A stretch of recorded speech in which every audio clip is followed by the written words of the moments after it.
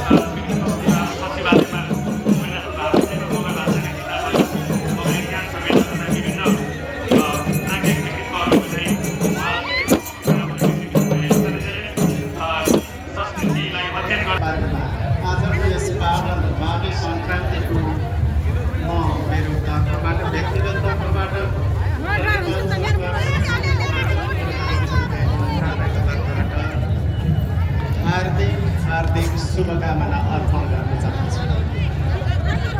आजको वास्तवमा अघि कार्यक्रमको दौरान कोही एकदम भिड हो, पस्नै नसकिने अरे। हामी नेपालमा रहने विभिन्न समुदायका हुँदैन ढङ्गले आफ्नै तरिकाले मनाउने यो दुई उस भएर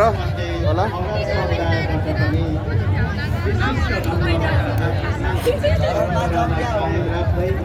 आजका दिनसम्म विशेष रूपमा मनाउँदै आइरहेका छौँ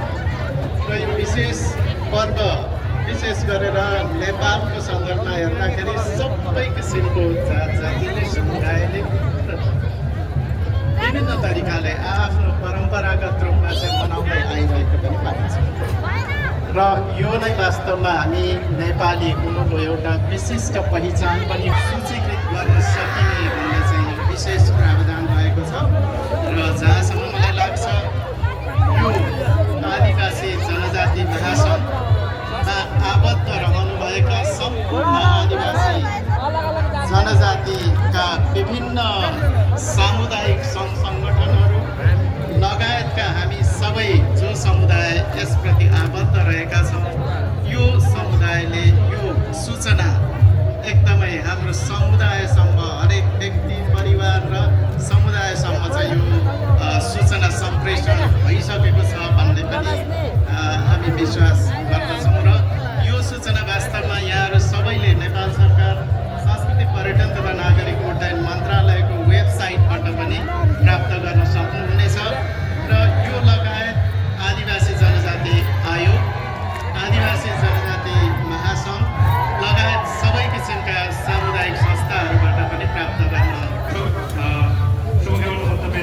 डल्लै पो रहेछ त बङ्गुर त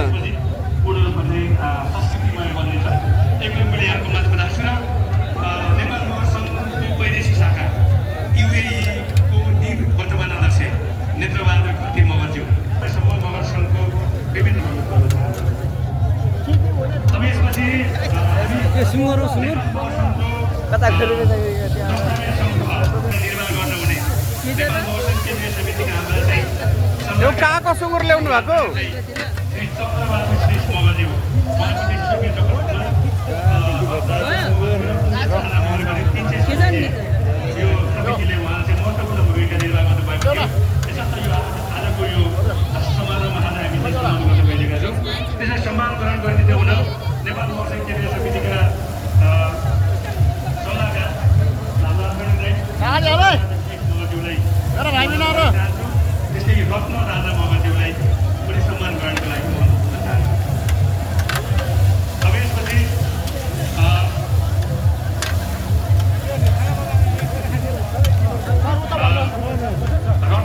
रत्न हामीले यो मेला पर्व महोत्सव हामीले आयोजना गरिरहेका छौँ त्यो मेला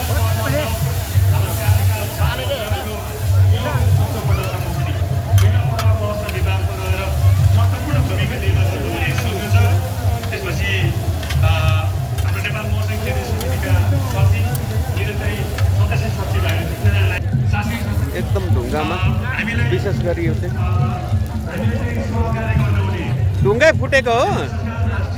ए पातुलो भएर होला ए ए सम्मान गर्न खोजिरहेका छौँ त्यसैले राष्ट्रिय नाचगान कार्यक्रममा प्रबन्धक ज्यूलाई पनि उनीहरू सम्मान ग्रहणका लागि प्रयासको रूपमा सहयोग गर्नुहुने तपाईँको सम्मान हामीले चाहिँ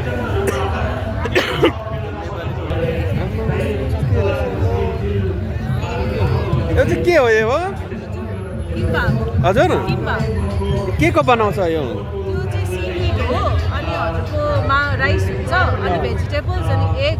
अनि अब चिकन हाल्ने कि पोर्क हाल्ने टुना भन्ने सँग चाहिँ चिकन र टुना मात्र छ हजुर ताई फिस जस्तो कोरियन हुन्छ राइस यो मगर परिकारमै पर्छ होइन पर्दैन ए बाहिरको ए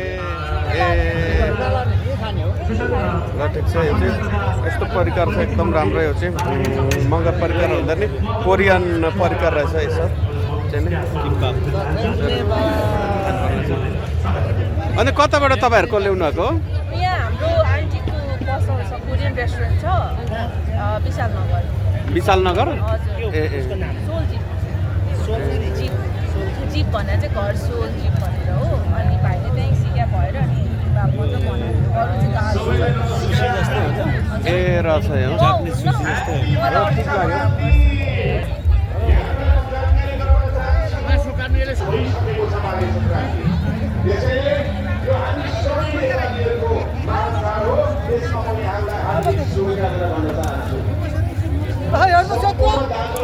सेकुवा राम्रो छ त है यो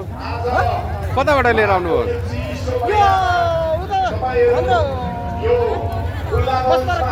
बसपारकमा छ तपाईँहरूको ए ल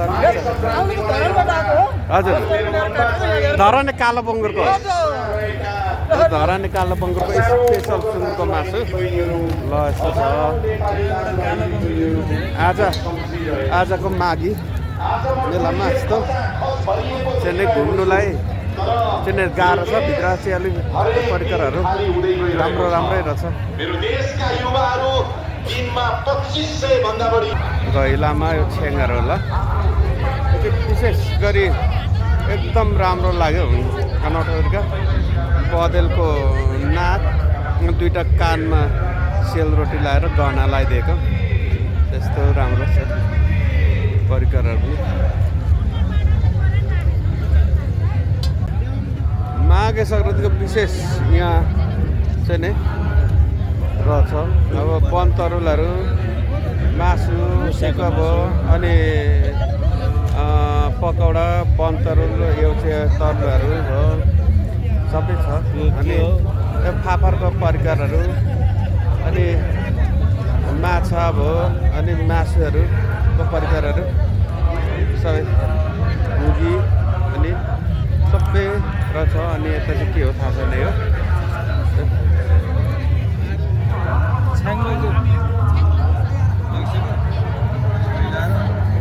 बहिनीहरूले लिन आउनु भएको छ खानु आउनु भएको छ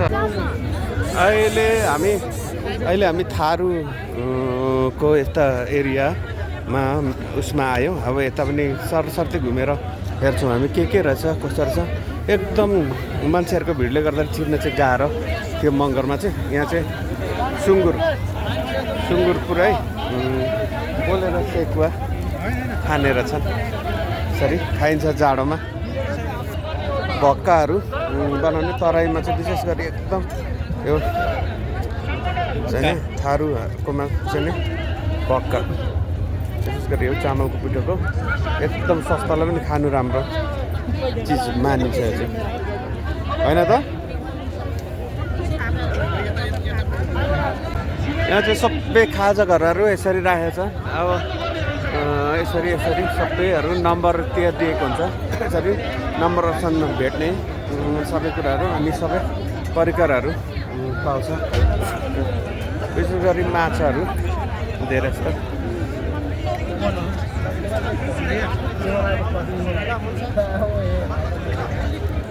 यो चाहिँ के रहेछ हजुरको के रहेछ यो खसीको मासु हाडीमा पकाएर यसरी ए कताबाट लिएर आउनुभएको कुन गाउँबाट ल्याउनुभयो रौतहटबाट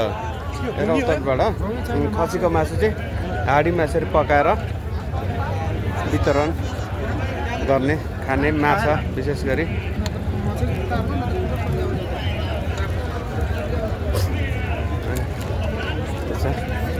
सेकुवाहरू ए के रहेछ गङ्गाडा पनि रहेछ त्यहाँ त्यसरी लड्डुहरू माछाहरू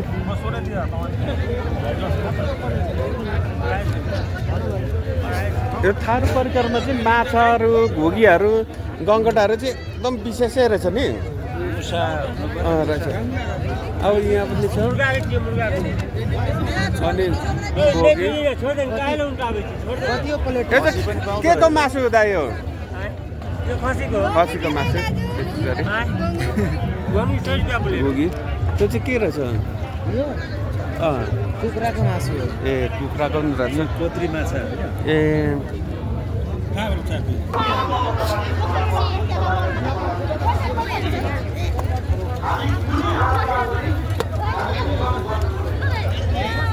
गङ्गटाहरू रहेछ ए हो झिँगे माछा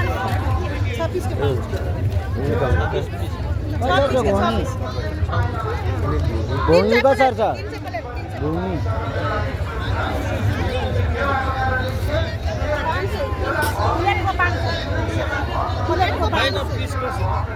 पिसको 200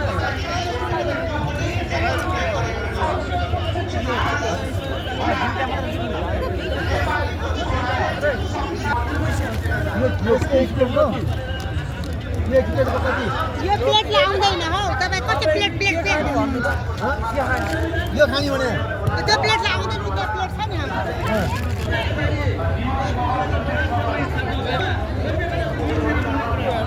सरसर्ती माघी मेला घुमिसक्यो अब चाहिँ त्यहाँदेखि बाहिर निस्किँदै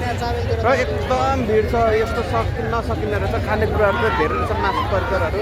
माछा घुगीहरू सबै छ टिपिकल तरिकाकै धेरै थारूहरूको चाहिँ भेट्यो तर यहाँ घुम्नु र निस्किनै गाह्रो छ अब यहाँ बाहिर निस्किने ठाउँमा यस्तो छ हालतहरू यस्तो गाह्रो